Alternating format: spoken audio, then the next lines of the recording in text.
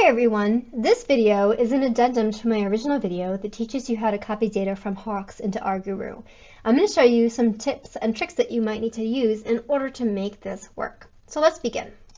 So right now I'm using an instructor view of Hawks, but the process is still going to be the same.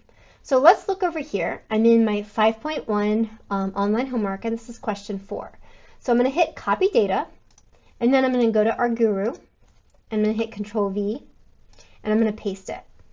So let's look at what happened. Do you notice that the very first row here is the titles of the variables? And that's going to be problematic for RGuroo because RGuroo is not going to be able to do any statistical analysis with data when some of them are numbers and some of them are just words.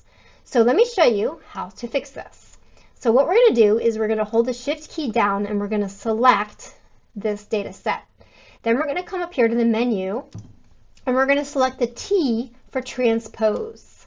Okay, so we're going to say that there are no variable names in the data set, which is not true, but just hang in with me here.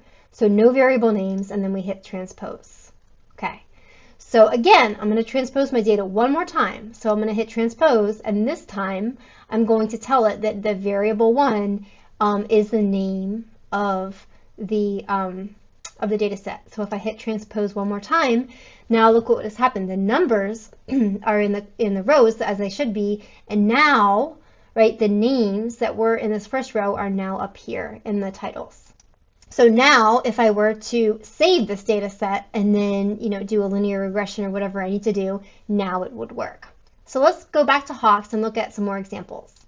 So here's another data set, and again I'm going to hit copy data and I'm going to hit OK.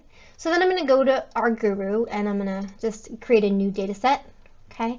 And again, I go to paste it, okay? And once again, right, we have the same exact problem. We have the name in the first row. So we're going to hit transpose data, okay? And we're going to tell it that there are no variable names in the data set, which of course is not true, but we're going to do it anyways.